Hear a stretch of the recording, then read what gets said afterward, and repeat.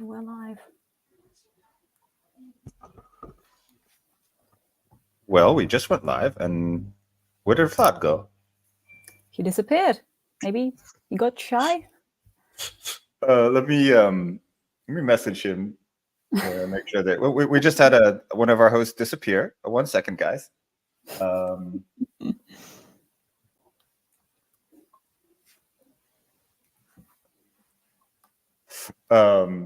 But thank you for everyone who's joining us. I know that we had okay, Vlad says that he's coming in 2 minutes. There was some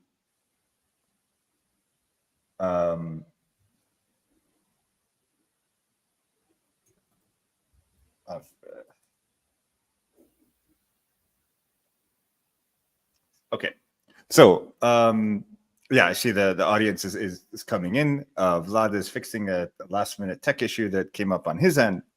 But for anyone who doesn't know me, my name's Jared Goyet. I'm just a copy editor. I've been copy editing for Ukrainian publications for about the last, I think, 2 years. I've been in Kyiv for a year, and I've been copy editing for 2 years. First with Chitomo, then with the Ukrainians media.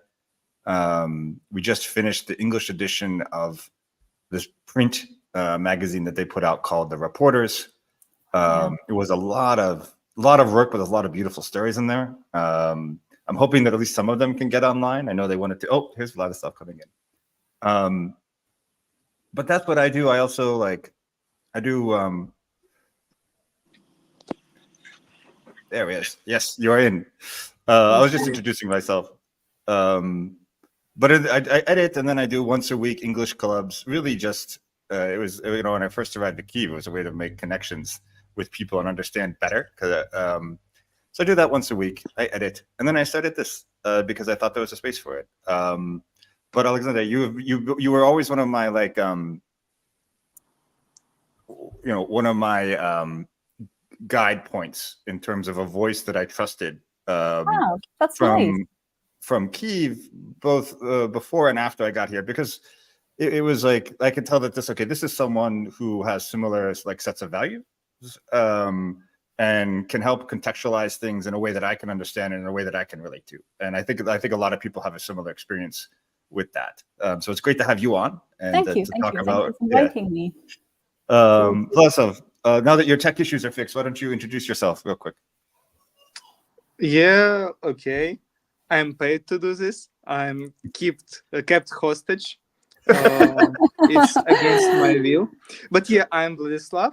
I'm from Kyiv. I'm historian. I finished Taras Shevchenko University and doing Central Eastern European history of 19th and 20th century. Right now, I'm writing a book about history of Ukrainian leftists, of Ukrainian social and political liberational left-wing movements. And that's it. I'm also very unfunny. Yeah. Well, we can argue about that, but you also have a Substack for that, right? For Ukrainian leftist history. Yeah, I have a lot of stuff which publish me, and when I have low effort stuff that I want to share, I post it on my Substack in my profile in Twitter. Yes. Okay. But Alexander, let's just start with you. Introduce yourself basically, and then we'll get into it.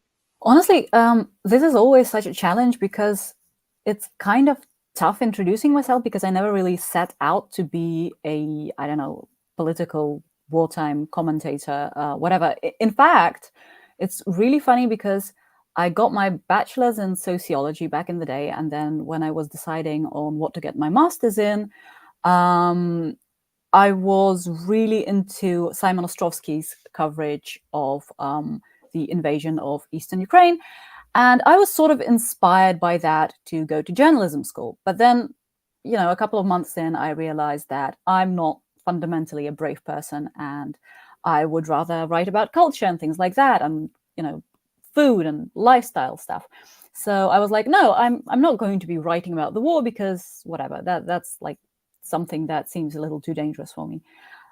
But then, ironically, I still ended up writing the bulk of the stuff that I've written about the full-scale invasion, because, the war came for everyone, even the people who thought that they, would stay in their cozy homes in Kyiv, just writing about lifestyle stuff. So I started my Twitter blog. It's honestly, I never even started it as a blog. I started writing about the full-scale invasion on my personal page. Mostly, I don't even remember the point in time when I started writing mostly in English, because before that I had written on Twitter mostly in Ukrainian, because most of my mutual friends were Ukrainian, obviously.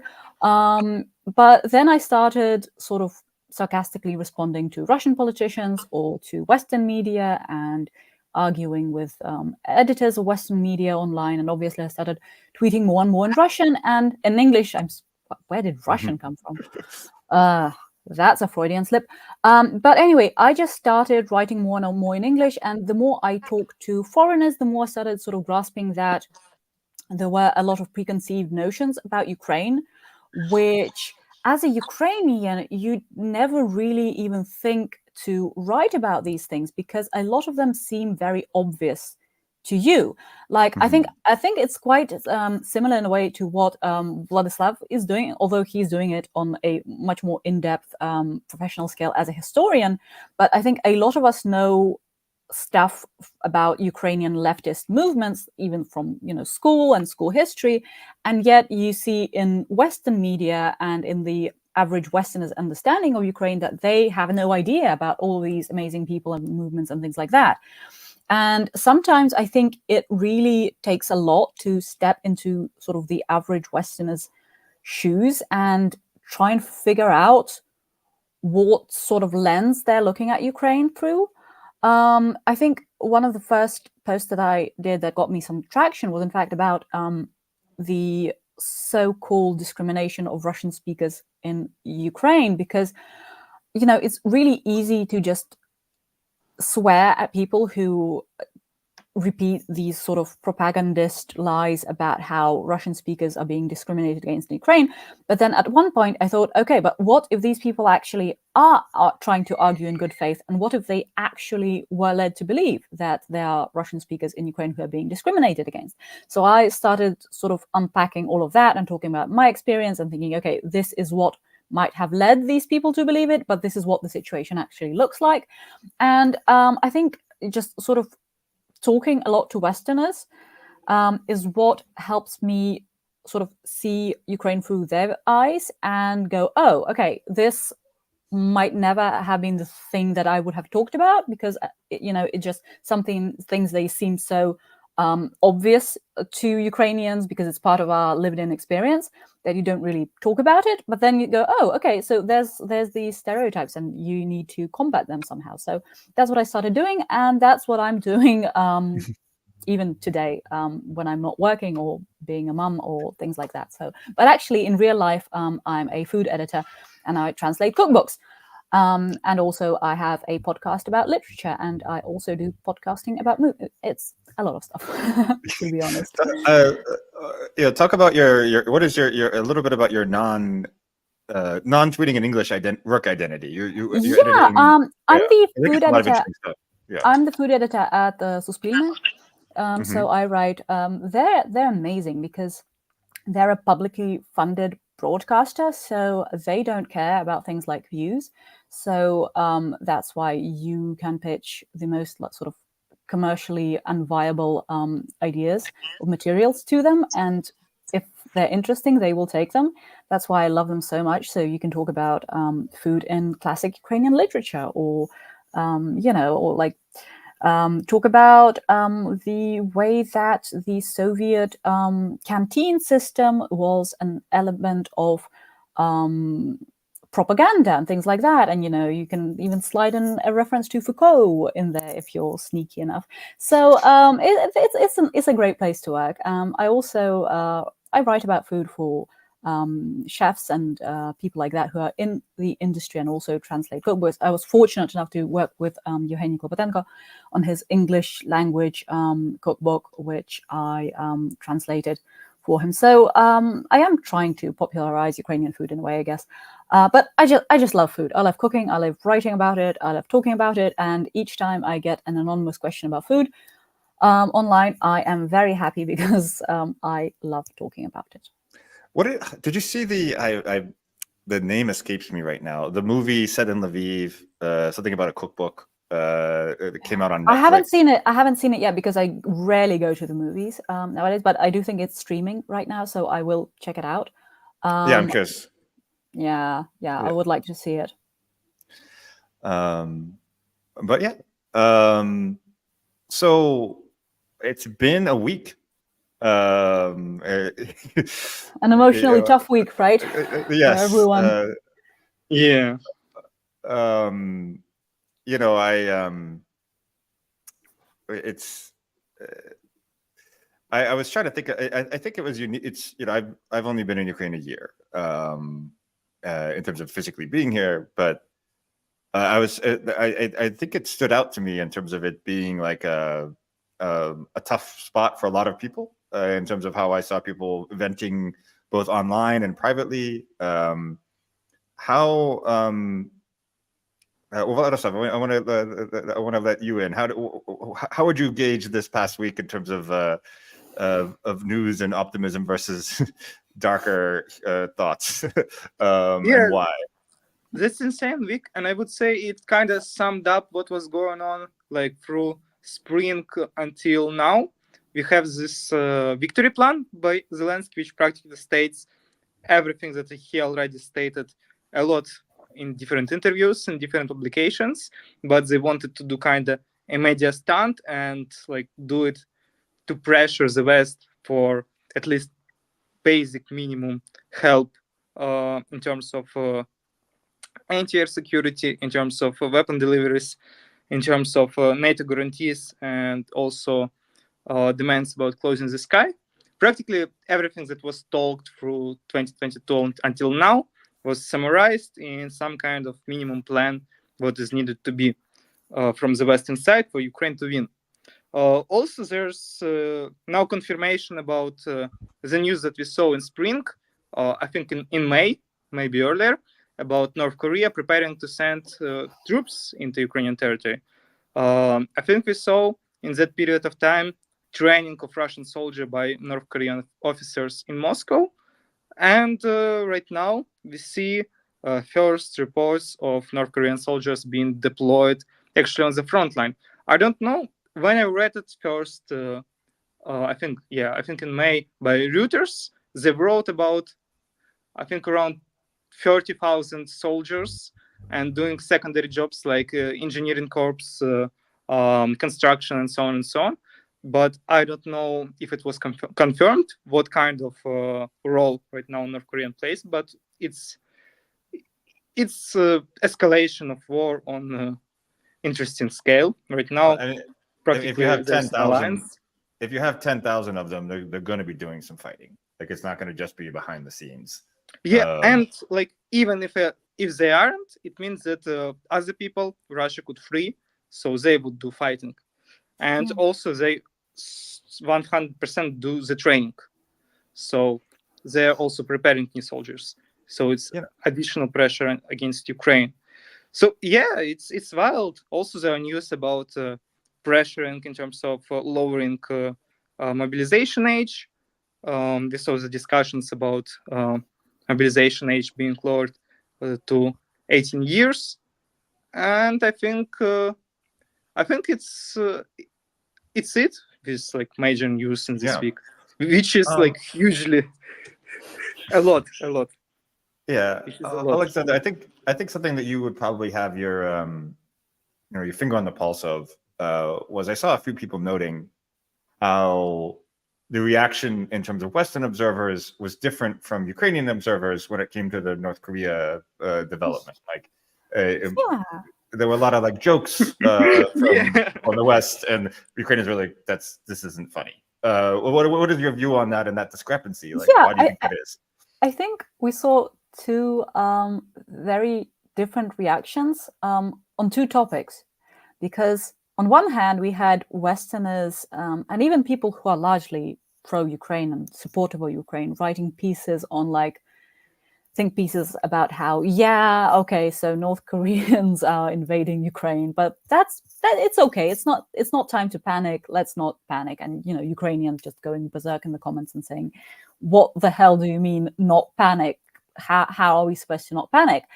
And on the other hand, we had Ukrainians. I think it's sort of like a stress response, joking a lot about nuclear arms, and Westerners going like, "Guys, are you okay? Is that a joke? Is that what are we talking about here? Like what, nukes? Like, what, are we serious?"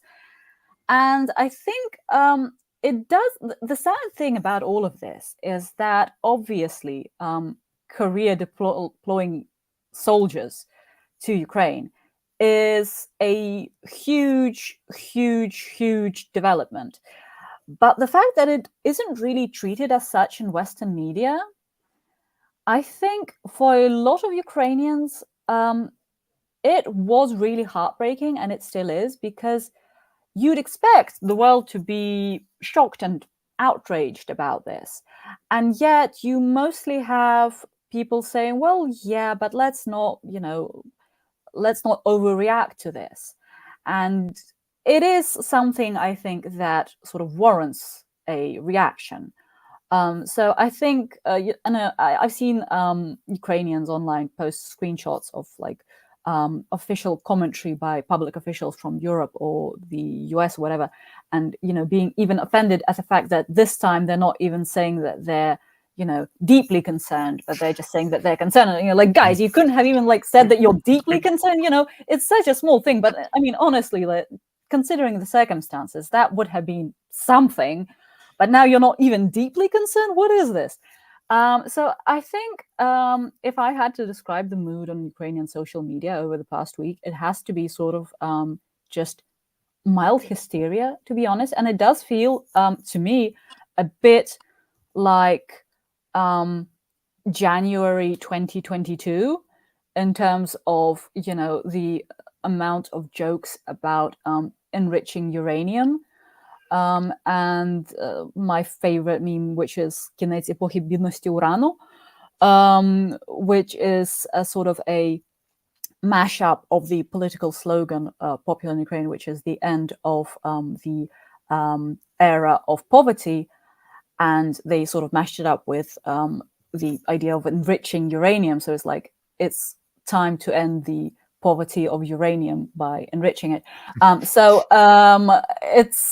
think a lot of us are just sort of in this state, which can be described by the visual of a cartoon character, a Sunday morning cartoon character, just jumping off a cliff and running and not looking down, because they know that if they look down and start analyzing the situation seriously, then the conclusions that we are going to draw are going to be really, really bad. So it's better to just joke about nukes on social media instead of, really thinking about what we're about to face, because it's frankly, it's not good.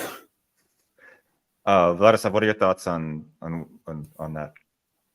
Yeah, about North Korea, practically the problem started earlier.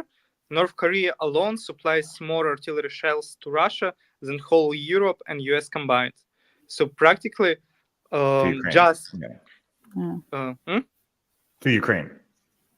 Yeah. North Korea sends Russia so many artillery shells that Russia can bomb Ukraine practically non-stop with artillery shells, and Ukraine couldn't do anything in response. And right now, the nature of the war demands huge amount of artillery shells, and there's nothing for Ukraine. No partners are making enough artillery shells, and they're absolutely not committed to send enough, even those that they are making. And that creates just huge differences in supplies in terms of on the battlefield and on the conditions and on the possibilities of two sides of organizing defenses and attacks. And that's horrible situation. People joking online about North Korea being some kind of weak state, failed pariah state that cannot do anything and that everything is collapsed. But it has a huge army. It has incredible military potential. It is old, but in terms of how is war waged right now, its artillery, its shells, it's enough to organize effective bad elections and help Russia significantly. What we don't see is something like a mirror response from the West that is extremely needed. We can see also some kind of construction brigade sent to Ukraine by France or any other country, or Poland, for example, that could help drastically. That could mean just some reinforcement on the lines that just hold barely. It could mean stepping up in terms of artillery production. It could mean stepping up in terms of air supplies, like planes and so on and so on, but nothing is done. The reaction is that, yes, situation is bad, and we knew that situation is bad, so we wouldn't change anything in our strategy, and we wouldn't do anything new. That kind of ignorant approach that we see is very dangerous, and Zelensky tries to react in his office with this stuff, with victory plan, but it's hard to say how effective it is, because in the end it's just a media campaign, and a lot depends right now on how good Ukrainian forces would be supplied against Russian forces, and we have I think that's like situation, yeah, and also and I think a lot of political pressure from the West. That there are a lot of anti-Ukrainian parties that have a very dangerous situation in terms of coming to power in Germany and in the US. In Germany, there's like Sarah Wagenknecht and AfD forming region on the regional elections, gaining grounds, and of course the candidates from the other parties saying that okay, we will compromise with you on foreign policy on Ukraine, just to keep our regional politics stable. So there's like huge problems with it, and it just happening in last weeks, and it's bad news. So Jared. Yeah. One thing I wanted to say is that as we talk about the mood in Kyiv, if you're watching and you registered, comment in the chat if you want to join, if you want to ask any questions directly. You can either comment at the question, or if you want to join the conversation to put your comment, note that in the comment so I can see it. Either way, but feel free to ask questions in the chat. But as you're talking, I was thinking that part of the, it may seem like a small number. I guess I have two thoughts. One, when it comes to North Korea, like I'm not a military expert, but if you just look at the structure of their state and of the one thing that they can afford, is people. If anything, it's less people for them to feed. They have a big army. It's not engaged in anything, and they don't have any political price to pay. If a bunch of soldiers die, they can just send more. And they can send more, and they can send more, and that potential is scary. Like once the link is made, the potential for it not just being 10,000, but that being the first step is scary. And two, this comes in the context where, like a lot of people I read every day, like news from the front, and you read like of pretty dire conditions of it barely holding on.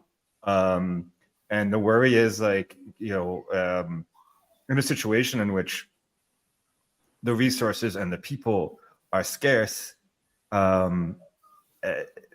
you see something like that, and I think the fear is that is like this will like tip the balance. Like anything small could have a big, what the West, what some observers on the West are downplaying as small, in the context of you looking every day at this very thinly, that's a very thin margin, separate, potentially, is scary, right? Because it could, but Alexander, how do you see that? I mean, what is it do you think that causes that gap of perception between Westerners and Ukrainians?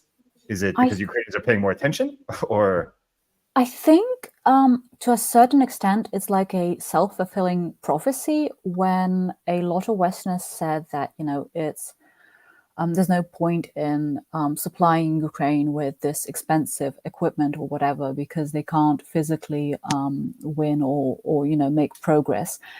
And they didn't, and now we're not making progress. And instead of sort of analyzing the situation and thinking what could have been done better, their reaction is immediately to say, yeah, we told you so, that's why there was no point in doing anything from the beginning.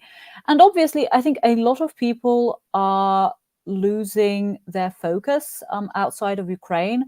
I think a lot of politicians felt under pressure from their voters, maybe while Ukraine was still a hotter topic.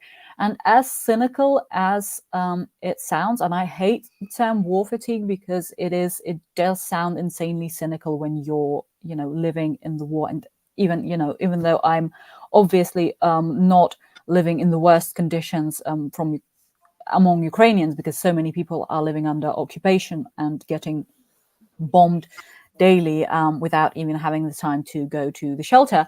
But anyway, even for me, although Kyiv is relatively well protected, and even for me, these past 2.5 years of nightly drone attacks and the sleep deprivation and the bad news has been incredibly stressful.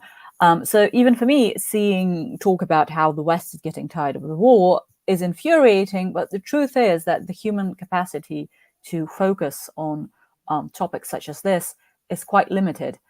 And I think a lot of people thought that it would be over much sooner than it is. But paradoxically, they're not really making an effort to help this end any sooner.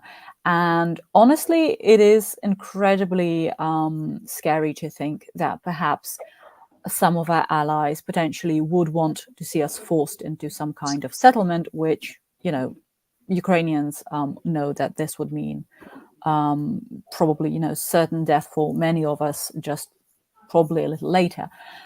So yeah, it's all bleak. It's all really bleak. Yeah. And you're not to dwell on the bleakness, but you're That's saying what like we're here for,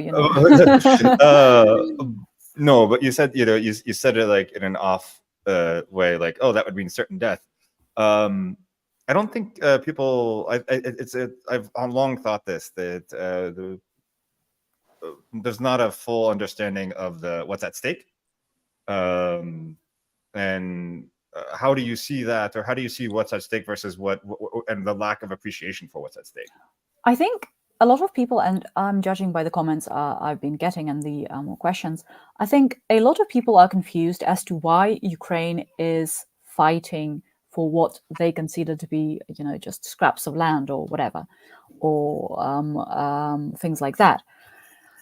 But and they're saying, like, you shouldn't be proud. You should just leave those towns to the Russians. Who cares? It's as if a town being under Russian or Ukrainian rule would just mean, changing the name and and just them paying taxes to a different political entity. But the truth is that every single town and city occupied currently by Russia, Ukrainians are being persecuted, Ukrainians are being tortured, Ukrainians are being killed, people are living under occupation in hope of being liberated. And these people do, or at least a large part of these people, they really do not want to live under Russian rule. Of course, there will be collaborators, there will be people who will do whatever it takes to survive, but a lot of people will still try to fight back. And under Russian occupation, this will mean death for these people. And, the longer they stay under occupation, the more people die. In addition to this, the worst case scenario that I see potentially unfolding now would be if Ukraine were to be pressured into a settlement. We already know what kinds of terms Russia would insist on, and potentially these terms would be for Ukraine to be left out of NATO, or even if Russia doesn't make such a demand, the West could still be sort of too careful to seriously discuss letting Ukraine join NATO. Russia could potentially make the demand for Ukraine to be sort of limited in the sort of military assistance it would get in the future from the West. So, in other words, Russia would do make a lot of effort to leave Ukraine not only without part of its territory and with its people under occupation, but also to make sure that in the event, and the very likely event, that Russia would invade again at a later date, Ukraine would be even in a worse position to resist that invasion than we were in 2022. So I think that if we were to be forced into a settlement of any kind, it would only mean that it would be a matter of years before Russia invaded again. And obviously, if the war were to be frozen, then obviously a lot of Ukrainians would also be fleeing out of the country, because they would also understand that, another war is coming up soon. So, well, and I think it's like when we look at the key issues in negotiation, like why does Russia, like the biggest one, why is Russia so concerned about NATO membership? Is it because they fear that Ukraine will invade Russia in a comprehensive way with NATO? Or is it because they want the ability to invade again? Like, which of these is like the actual scenario? Likewise, when we talk about limiting artillery or tanks, is Russia's rationale that they fear the Ukrainian numbers of military are a threat to Moscow? Or is it because they want the ability to crush Ukraine, and with that ability they can control it? If Ukraine fears that it's going to be crushed at any point, they could control it politically. Absolutely. And I think another thing that a lot of Westerners don't really understand, and the reason why they don't understand how much is at stake here, is frankly because they don't watch Russian television and they don't speak Russian. Because if you watch Russian television for 10 minutes, in those 10 minutes, you're probably going to hear incitement of genocide, because that is being spoken as clear as day, that Ukrainians should not exist. Ukrainians should not exist as a nation. Ukrainians are just wayward Russians who need to be re-educated or just slaughtered, whatever comes first.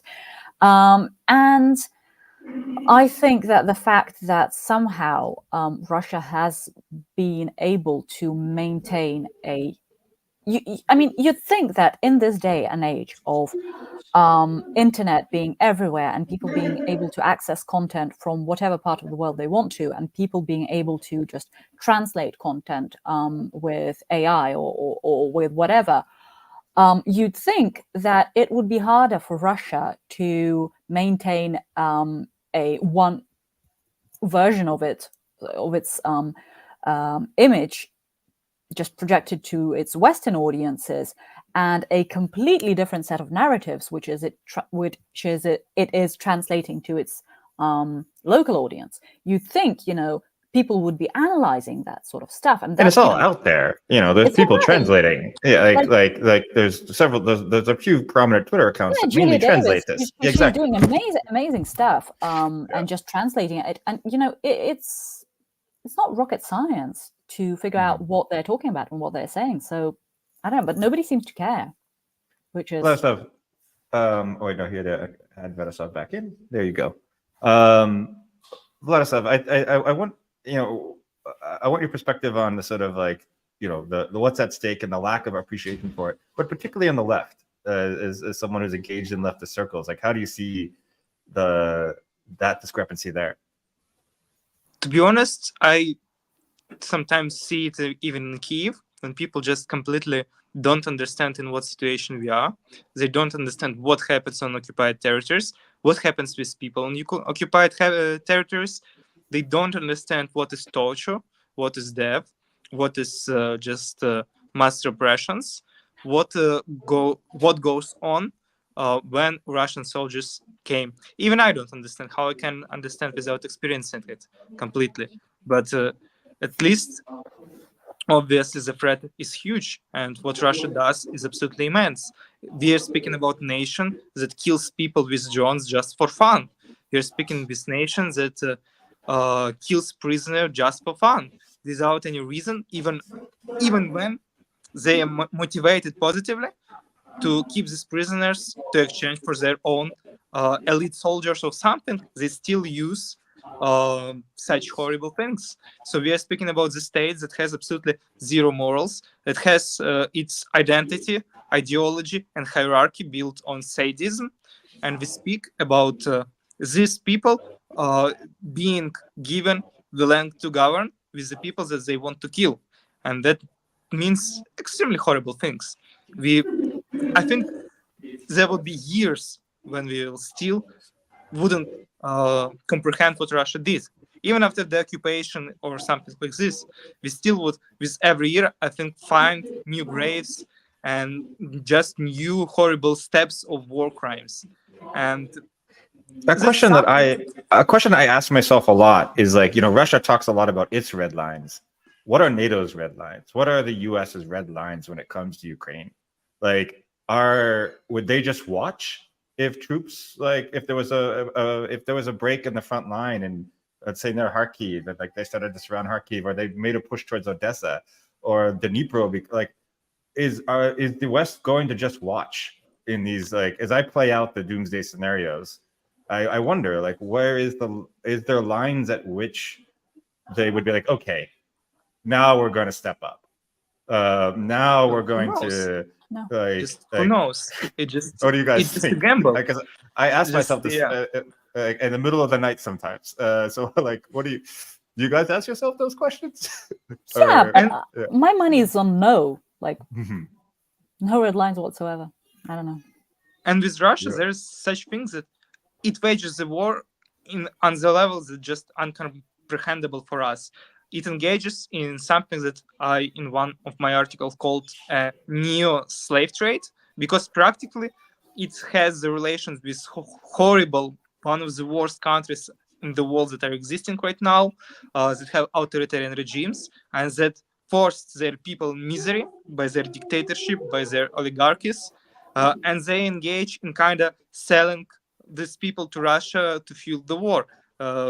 Not like legally selling, but giving the people who are put in such awful conditions that they would accept even join Russian army, and of course dying there as cannon fodder. We are speaking about literal human trafficking going in Cuba, in Syria, what is organized in different countries in Africa by Wagner troops, and now with North Koreans. We are seeing the state that wages the war absolutely inhumanely, and we're seeing no adequate counter initiative to that. No, I would say unmirrored but different response that would help Ukraine to counter this. Something that would be a definitive answer in terms of equipment or manpower. Something for the leftists, something along the line of sharing the burden, because no nation under the international law or anything should just bear so much responsibility and so much trauma. When in such situation, fighting the pariah state that just breaks all of the rules, it's something that goes against all the international rules, and something should be countered together with different forces. And there are absolutely no stops. I remember, like in 2022, we hear situations about no, NATO couldn't join the war. The troops would mean nuclear war, but right now the troops from so many countries fighting on the other side of the front line, sent by the other states, by the Assad Syria, by the North Korea, Russia. There are forces of Wagner stated in Belarus that could invade in any day, and there are no organized forces sent by the Western Ukrainian side. It's absolutely horrible. Ukraine fights an even war, and there's no legal or any other grounds that it couldn't be done. It should be done. It should be done. I want to just jump to another topic. Okay. Because we got a question, and I set up this form. We have a webinar format to get questions, and it's a two-part question, both tough questions, if you will. If you were here, it was hard to avoid. This is a really complex morally question. The images of the raids and nightclubs for the draft police, if you will.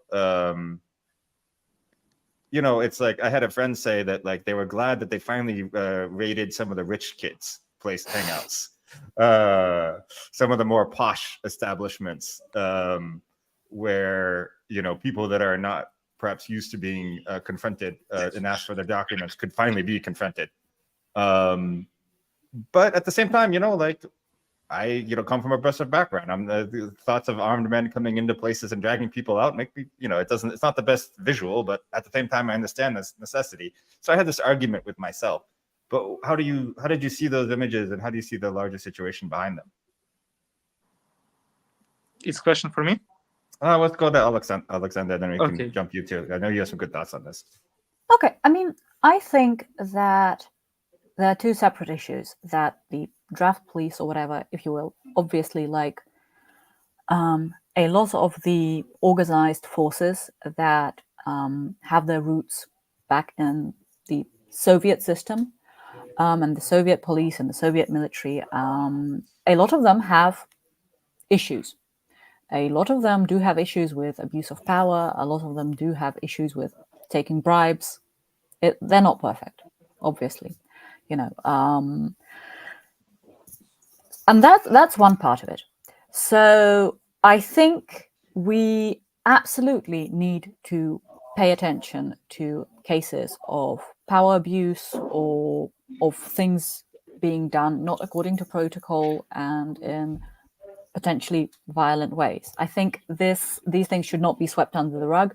They should, we should be paying attention to this. But on the other hand, obviously, these systems themselves, they need to exist. People need to be drafted.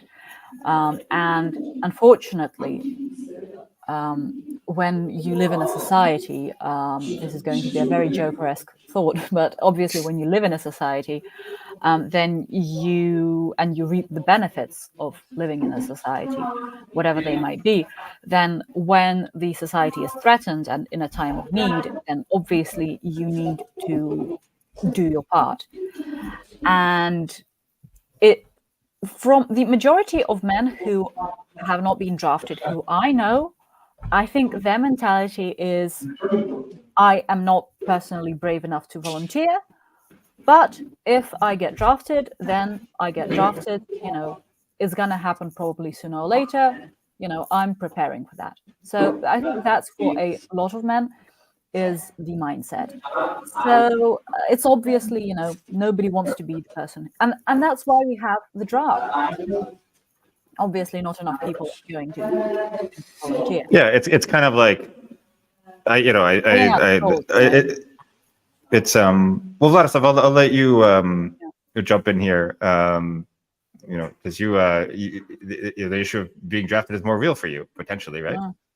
Yeah, I absolutely agree with Sasha. I think it's reasonable. You have the responsibility between the society, between the communities that you live, that you grow in, that you have the benefits, at least the benefits of just living peacefully and having the democratic rights. It's practically a privilege in the situations that we are in, and such rights need to be fought for.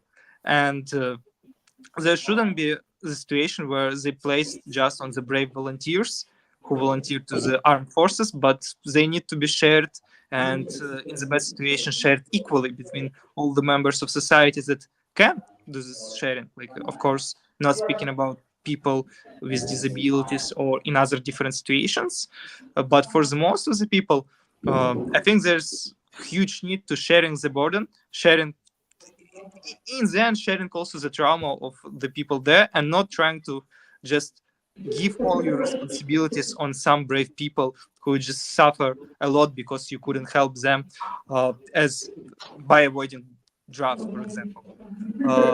I think right now the situation is that draft should be probably in some time be expanded, and we should just be ready to realize our citizen responsibility in any case. What about related to that? I there's want like to a kind answer the questions. Sure. There was also, hi Simon, it's great to see you. Yeah, about the conflicts about the church. We have this Moscow Patriarch Church that practically was grown in the Soviet Union as kind of Russia-controlled entity that was interconnected with kind of settling and colonizing Ukrainian land. Ukrainian church was repressed, and on its place was established this kind of pseudo-Ukrainian church controlled from the Moscow.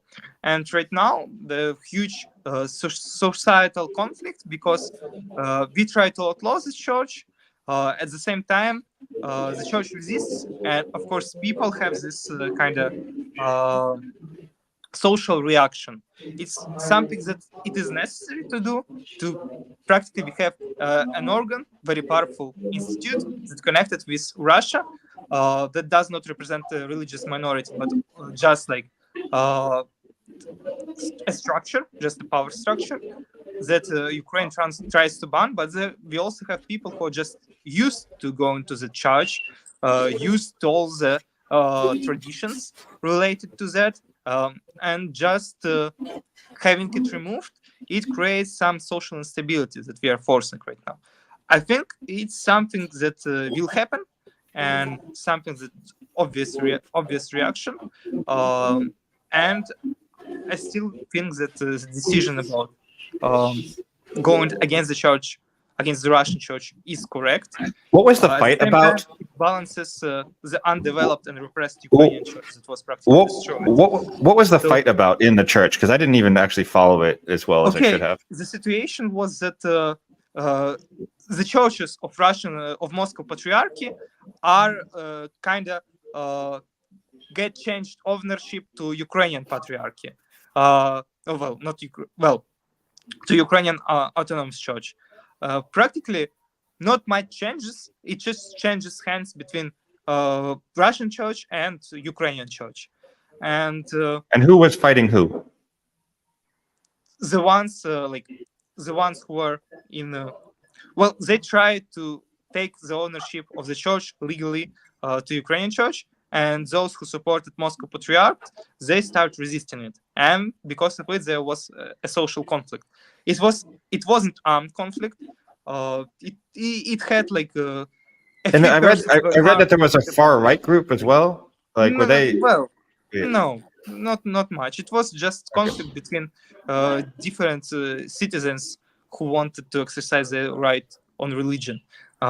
Also in the conflict between the Russian church, like Moscow Patriarchy, trying to stay, and Ukrainian church trying to overtake it.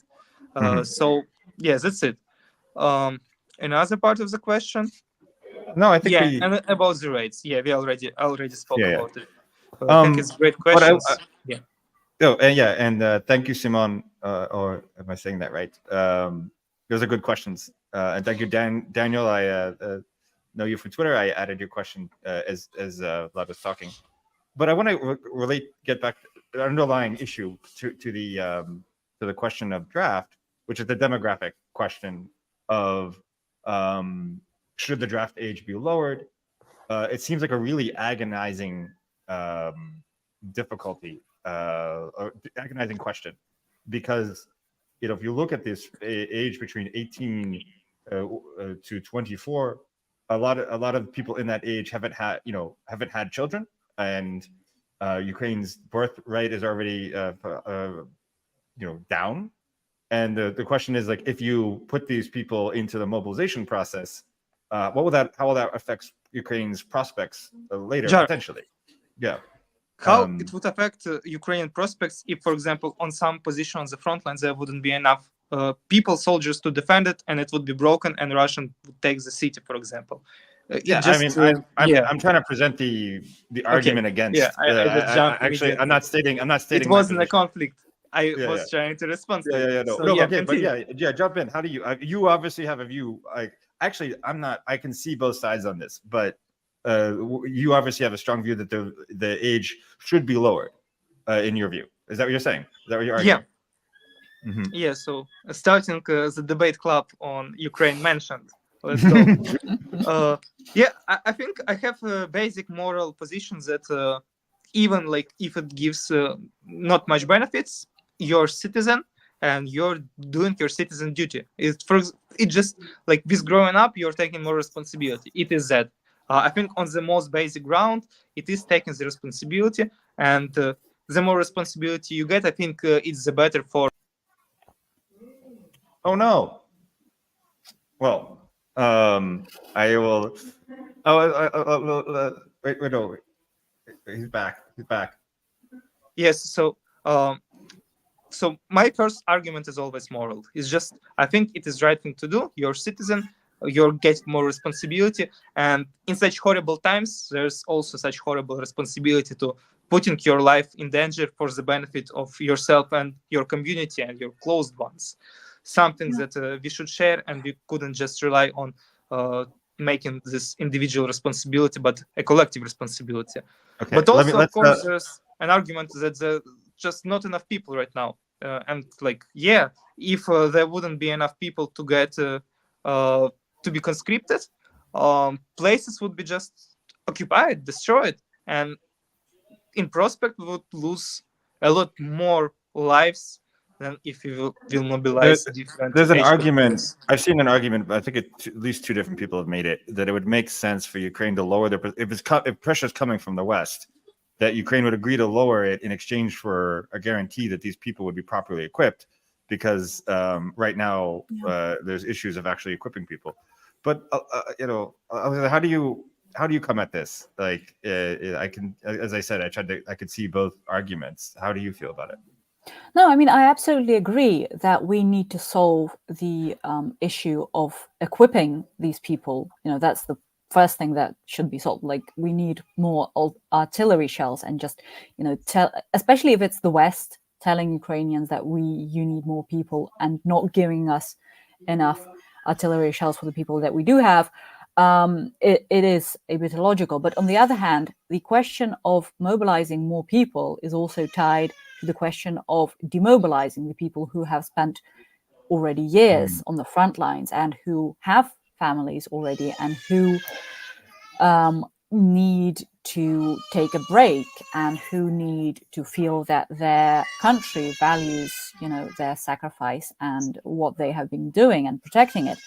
We can't keep, the entire country's defense on the shoulders of the people who volunteered in the first months of the war, because that, as a society, we would be failing them.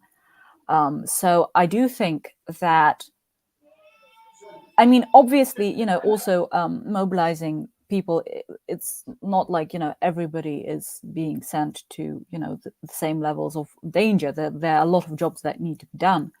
And these jobs can be vastly different. But I do think that, if we were to sort of make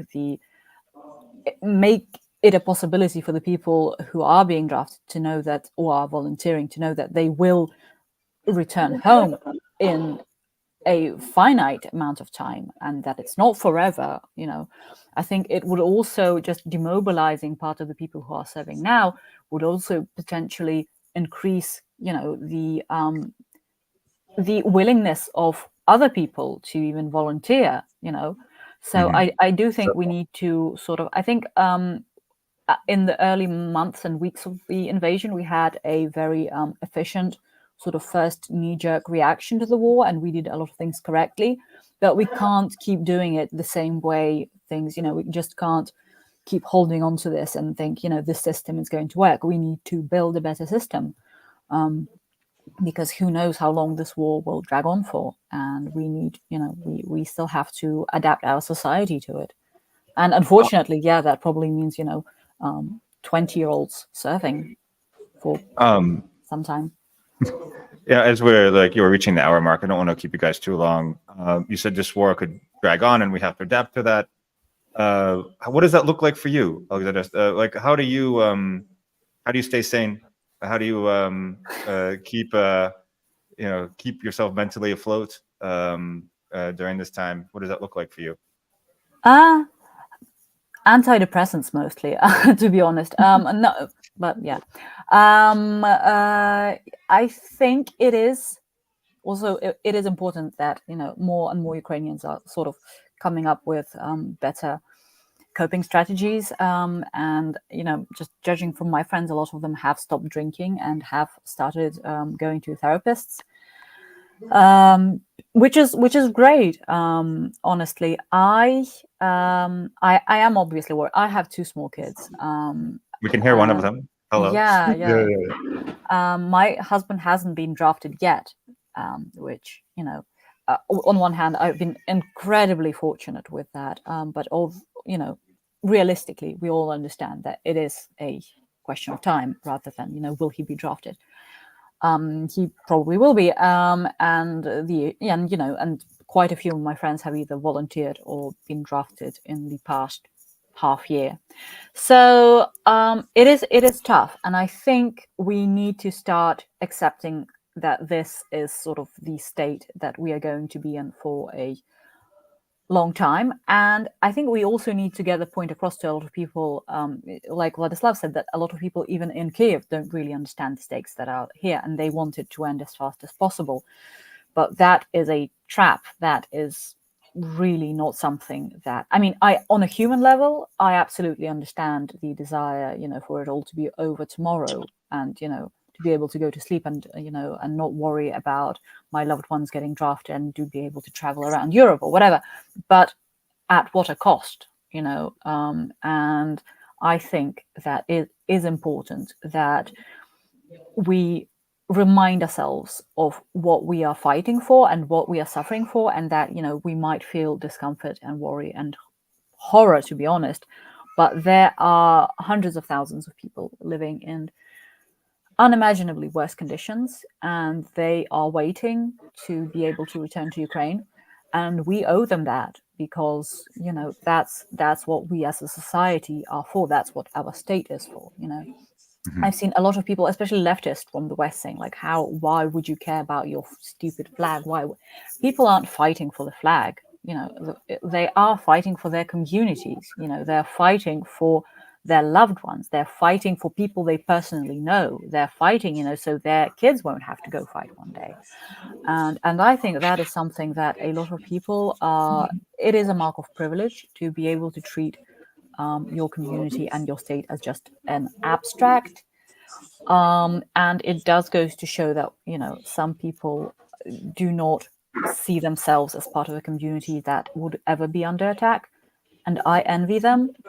And I think that does create a certain rift between Ukrainians and people who have spent their entire lives living in countries that have only been the colonizers and the oppressors and have never been oppressed themselves or invaded. And hey, I mean, must be nice when the only worries you have are ones of ethical issues and the shame of living in a imperialist country. I mean, they have their own cross to bear.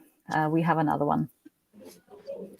Vlad, what are your thoughts on that, and also like what you do to stay sane or to keep sane? Yeah, I absolutely agree. I also take antidepressants, and also I'm taking sleeping pills. So it's kind of two of the most important things that you need to keep your sleep, even like drones or whatever. You need to sleep. That's the most important stuff.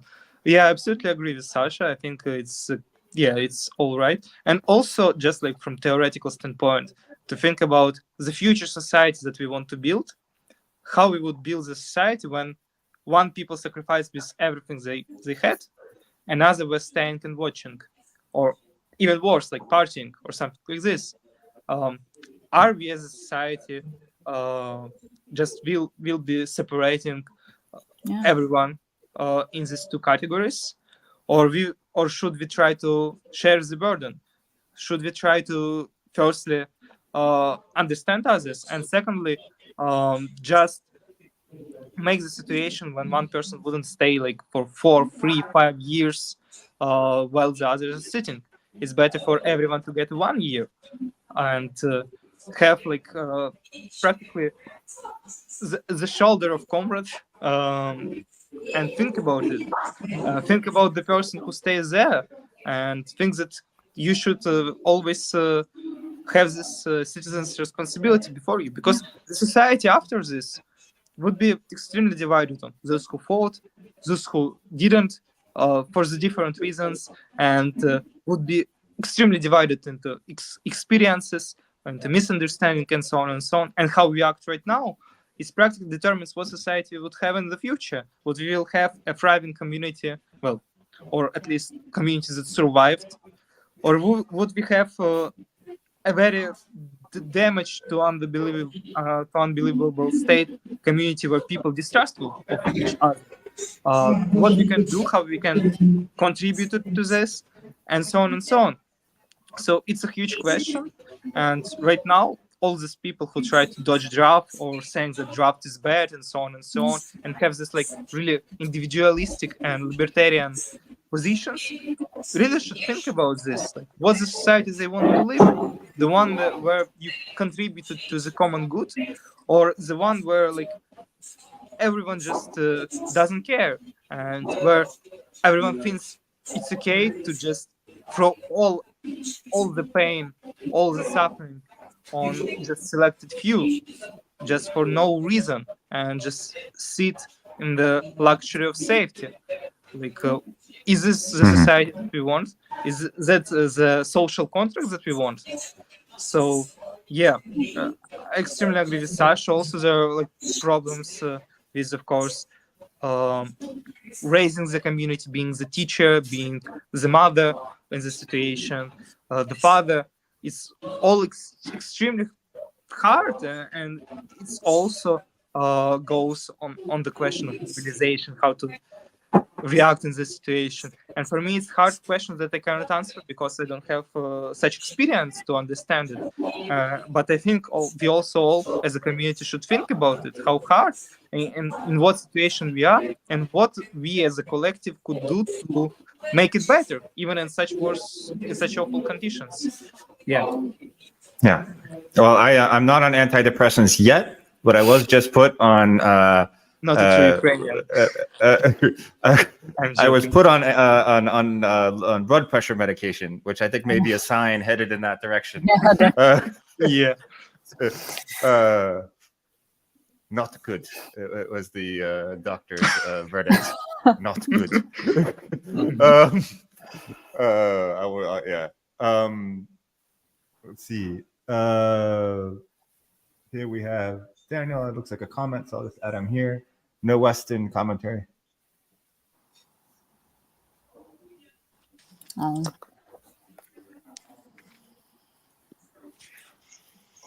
Yeah, which I obviously agree with Daniel, and I try to do that in both through the copy editing, because the copy editing I'm just helping other people with English, and through this, which is trying to center Ukrainian voices as much as possible. Thank you. And yeah, but it's small. Like, this is a small effort. I will try to inch it forward as I can, while not raising my blood pressure too much, according to my. That's the right way. We're at our viewers keep on ticking up. We have gone steadily up throughout the whole conversation, which is it doesn't usually happen that way. But thanks to everyone who's joined. Maybe a little bit of closing thoughts. Alexander, like how Jared, yeah. what your thoughts about being in Kyiv practically for a year, and like we are speaking about the mood in Kyiv. You're in Kyiv, like what's your thoughts about everything that goes around you? I like I said, I've been doing these like as a kind of like very minor side hustle, in the sense that it doesn't make much, but just for the social community as much as anything. I work for a school and do an English club, and what I have found is that like it's actually like a social third place gathering as much as it is an academic one, where people are just like coming to practice English and vent and like just like share with each other in a different kind of space, where there's not the expectations of friends or family, where it's people that it's I've been actually surprised that I know this is separate from Kyiv, but I was just thinking the other day how many students from Kharkiv I have has actually gone up over time, and I think it's because there's a need for that. What I think in terms of the mood, I think if you there's a mix of exasperation with the West is always right there below the surface, but people try to. I think the metaphor that Sasha made earlier about like being the cartoon character that run straight off the cliff without looking down was very apt, because most people try to do what they can to not focus on the news too much and continue with their lives. And I think that a lot of what we were seeing on social media was the people that are like really plugged into news were really struggling with it. But I think what a lot of people do is they try to ignore the news to the extent that they can, even being here, just so that they can keep moving, just so that they can keep moving and care about their friends and care about their loved ones. But that doesn't mean that the pain and the anger aren't there, just below the surface. I don't know if that was coherent, but I guess that's It was. yeah. And yeah, I now I slept through whatever happened last night. So I find that that's the safety precaution for me. But yeah. Any other here's Tatiana, we know her. Hello, Tatiana Stanford. Do we have anyone else that wants to join in or have any questions? Please do so in the chat. If you're wondering where that is, because you're watching on Twitter, it was shared in our Twitter feed. But I want to let Alexandra get back to her family life and everything. So I'll let you have any closing thoughts or anything you want to add that we didn't touch on that you think is important to note right now. Yeah, I think something that's really important and that has kept a lot of people going, from my experience, and something that doesn't immediately come to mind is honestly the sense of community amongst each other, amongst Ukrainians, but also with just non-Ukrainians who care enough to, stay updated on Ukraine and visit Ukraine. And, it's incredible. I think that's one of the few things that has kept me going for so long, is that just the fact that there are so many people who might have not even heard about Ukraine until 2022, but are suddenly learning Ukrainian and talking about Ukraine to their family and visiting Ukraine amidst the war. It's insane. And honestly, Ukraine has never been the sort of country that attracted so many foreigners, because I remember as a kid, whenever I'd go abroad and I'd tell people that I'm from Kyiv, Ukraine, they'd go, "Oh, that's like Siberia, right?" But now, just seeing so many people care enough to be actually learning Ukrainian on Duolingo, it's insane, and like trying to cook Ukrainian food at home. I think just the sense of community, that's probably one of the only good things that the internet has given us in this situation, because the internet is a very vile place when you're living through horrific historical events. I don't think the human brain is really meant to, listen to drones flying over your house and explosions and then go online and see somebody, wishing you death from safety and or whatever, or calling you a Nazi. So I think in many respects, the internet was a mistake and it's awful for our mental health collectively. But just the sense of community and the support we get from people outside of Ukraine, honestly, I think that, we need to study that. And I hope that one day people will study that and talk about it, because I do think it is, in terms of sort of the way the internet shapes the world and communities all around it, I think it is sort of a really unique aspect of that. And I think it's important for like those people, for foreigners, to know that it makes a difference. Yeah, and it absolutely does. It's crazy, but I get so many people asking me, like, do small donations? Yes, absolutely, they do. There are no small donations like that. The thing is, like, even tiny donations and tiny words of support and things like that, they keep the system going. They are the lifeblood of all of this. And I think it's amazing. And the fact that so many people are still caring that, it's not just some sort of fad, because we saw so many people and celebrities just, post a sad Ukrainian flag and a sad emoji or when we were initially invaded, and then, forget about it. It's much easier for just people to feel sorry for the victim. But once the victim starts fighting back, just continuing to support the right side, I think it does take a lot of courage or whatever, but I do think it's great. So that's just one thing that's been keeping me afloat. Vladislav, you want to add anything? What? No, I think it's great. Let's end Okay. on this note. Yeah, yeah. At It's least a something's great. yeah. Oh, Well, thanks anyone for coming. Hopefully the background noise is okay. I was doing this from Zifferblatt. I might try to do that more often if anyone wants to stop by. I'm often here during the week. And yeah, thanks everyone for watching, and thank you for really, you know, I think we began this conversation with the idea that we were talking about a grim mood, but I come out of this a little bit more hopeful, and I just I think sort of sharing in the sharing the space definitely has helped my mental it health. was So just thank you for that. a secret therapy session all along. Yeah. Yes. Well, all thanks right. for inviting us, and thanks for amplifying Ukrainian voices. Thank you. Thanks. Take care. Bye. You too. Bye. Bye.